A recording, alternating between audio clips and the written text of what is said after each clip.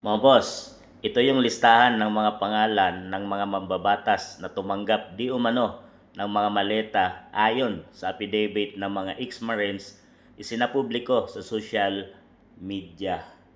So yan kahapon yan mga boss ha. At tingnan natin at basahin natin itong mga pangalan ng mga congressman mga boss. At baka isa kayo sa mga nasasakupan nila o ito ay mga congressman dyan sa lugar ninyo mga boss at kayo nang humusga. Dahil yon ay pera ng taong bayan na itinanggap nila mga boss. At pera yon ng mga mamamayang Pilipino. So ating basahin mga boss at tingnan nyo baka isa kayo sa mga lugar at congressman nyo sila. Yan, Bene Abante, mga boss. Sea Adyong, Jose Alvarez, Juju Ang, yan mga boss. Baronda Jolien, Ace Barbers, Ning Briones, Franz Castro, mga boss. Jewel Chua, Moner Dalipe, yan mga Elea Lim, Dan Fernandez, Janet Garin, Dong Gonzales, Jay Konghon, Gerabil Luis Tico, Raul Manuel, Sandro Marcos, Paulo Ortega, Joseph Padulano, Stella Kimbo, Martin Romaldes, Gigi Suarez, tsaka Erwin Tulpo.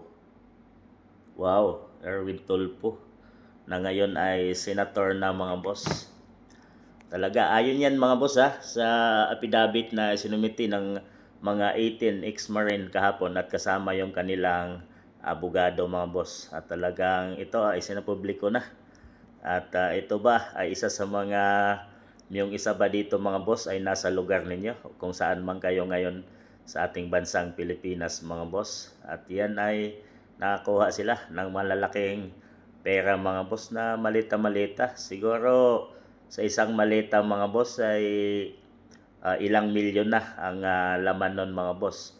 At kung nakadalawa ka or nakatatlong maleta ay baka talagang bula-bula ka na mga boss. Kahit hindi ka na siguro magtrabaho at tumakbo muli sa susunod na pagiging representative or congressman.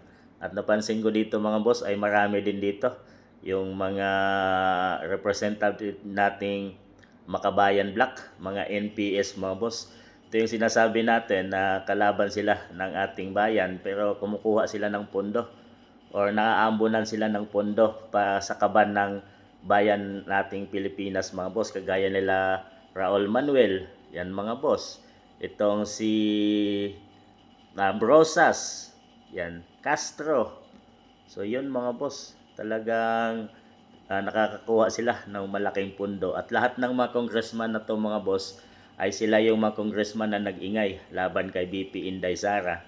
At tinutugis nila si BP Inday Sara mga boss pamamagitan dyan sa kongreso. At sila din yung mga congressman na pumirma laban sa impeachment trial noon ni BP Inday Sara mga boss. Talagang paldo-paldo pala pag ikaw ay naging congressman. Tama yung sinabi noon ni FPRRD mga boss na pumasok ka dyan sa kongreso ay nakatsinelas ka lang, paglabas mo ay nakasapatos at naka-Rolex ka na mga boss, mga naka-sports car ka na.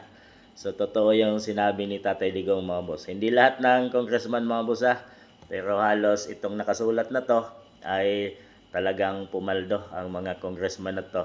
Ano na mga boss, kayo na umusga kung sila ba'y nasa lugar ninyo dahil ang pera niyan ay galing sa taong bayan mga boss.